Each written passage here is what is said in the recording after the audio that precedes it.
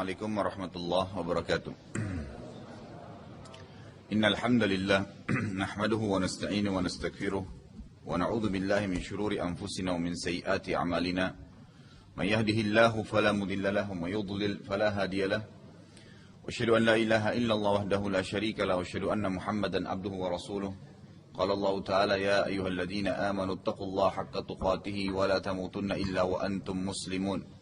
وقال عز من قال يا أيها الناس اتقوا ربكم الذي خلقكم من نفس واحدة وخلق منها زوجها وبث منهما رجالا كثيرا ونساء واتقوا الله الذي تساءلون به والأرحام إن الله كان عليكم رقيبا وقال عز وجل يا الذين آمنوا اتقوا الله وقولوا قولا سديدا يصلح لكم أعمالكم ويغفر لكم ذنوبكم ومن يطع الله ورسوله فقد فاز فوزا عظيما أما بعد فإن أصدق الحديث كتاب الله خير حديث محمد صلى الله عليه وسلم وشر الأمور محدثاتها فإن كل محدث بدعة وكل بدعة ضلالة وإن ضلالة في النار. Maka orang-orang Quraisy makin khawatir dan membuat mereka sepakat untuk mengundang Nabi SAW dan menawarkan perkara agar penyembahan dibagi dua. Seseorang dari mereka berkata pada Nabi SAW, kami tawarkan kepadamu wahai Muhammad perkara yang belum pernah kami tawarkan sebelumnya dan hal ini sangat berat buat kami. Lalu Nabi SAW berkata, apakah itu? Ia berkata, engkau menyembah Tuhan kami sehari, kami menyembah Tuhanmu sehari. Kata Nabi SAW, tidak mungkin. Saya tidak mungkin sembah-sembah berhala ini makhluk seperti saya, seperti kalian semua. Untuk apa disembah? Saya tetap sembah Allah satu saja. Lalu mereka musyawarah lagi dan mereka sepakat untuk mendatangi Nabi SAW dan berkata, wahai Muhammad, sembahlah Tuhan kami sepekan, kami sembah Tuhanmu sehari. Lebih banyak kamu pakai harinya. Kan gitu.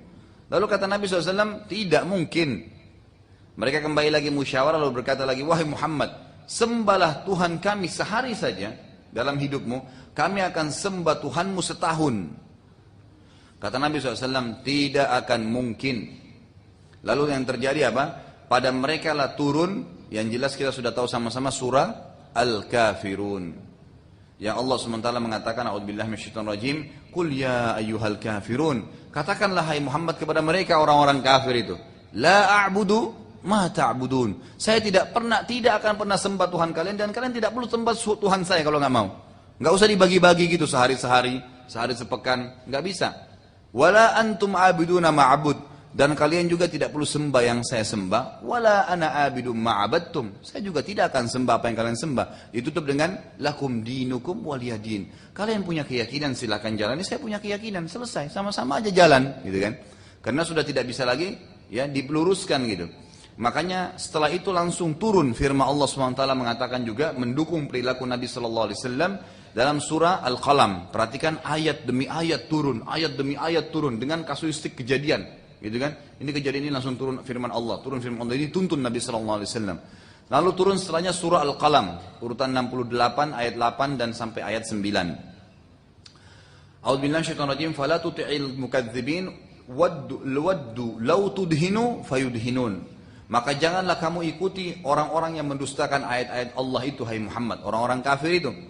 Mereka menginginkan agar kamu lunak, mau sembah Tuhan mereka sehari, maka mereka pun akan bersifat lunak pada kalian, padamu. Maksudnya mereka pun akan mau menyembah Allah Subhanahu wa taala. Ini juga ulama mengatakan pelajaran besar sekali. Sangat keliru, perhatikan, sangat keliru kalau ada orang mengatakan, kita tidak usah bicara kasus besar masalah kufur begini. Kecil aja. Anda berteman dengan orang yang tidak pakai jilbab misalnya perempuan, lalu Anda mengatakan, nggak apa-apa deh. Nanti saya sehari ikut dengan dia, sehari dia ikut sama saya ke pengajian. Jadi kalau dia kebar, Anda ikut juga, gitu kan? Atau dia berbuat salah ikut juga, atau dia gunjing ikut juga. Dan nanti sehari, besok ikut sama saya ke pengajian, ini fatal salahnya. Kenapa? Karena iman itu akan berkurang dengan kemaksiatan. Jadi dengan kita pergi sehari itu iman kita akan drop. Dan untuk mengembalikan iman ke tangga yang pertama, itu luar biasa susahnya. Ya kan? Anda bisa rasakan kalau misalnya Anda beribadah seminggu saja, terus ibadah. Misalnya ada sebuah motivasi yang Anda dengarkan hadis Nabi, ayat Al-Quran, kisah orang soleh, apa saja kira-kira yang muncul iman. Hingga seminggu Anda beribadah luar biasa. Pada saat hari ke-8, sudah lewat seminggu, Anda kembali lagi berbuat maksiat kepada Allah Azza wa Jalla. Wa na'udzubillah. Misalnya, gunjing orang, apalagi sampai hal besar, berzinakah, berbohongkah, apa saja gitu kan. Maka iman Anda drop. Untuk kembali kepada level iman yang minggu lalu, Anda butuh sebuah pendongkrak yang lebih kuat dari pendongkrak awal. Nggak gampang itu, susah sekali. Makanya syaitan itu ingin meruburkan iman kita. Hati-hati. Ya. Kita boleh menasihatin orang tapi tidak berbaur. Ada sekelompok orang lagi nonton sesuatu yang tidak baik atau sedang gunjing orang, lalu Anda mengatakan, tidak apa-apa deh saya duduk sama mereka, nanti kalau selesai saya nasihatin. Salah.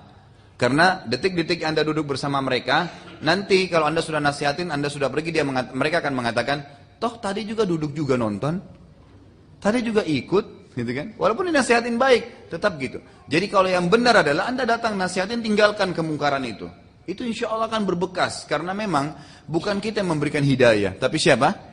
Allah Azza wa Jal. Kita cuma tugasnya menyampaikan. Kata Allah SWT kepada Nabi SAW, ma'alaika illa al-balagh. Tugasmu hanya menyampaikan, hai Muhammad. Subhanakallahumma bihamdika, asyhadu an la ilaha illallah, astaghfirullah wa atubu ilaih. Wassalamualaikum warahmatullahi wabarakatuh.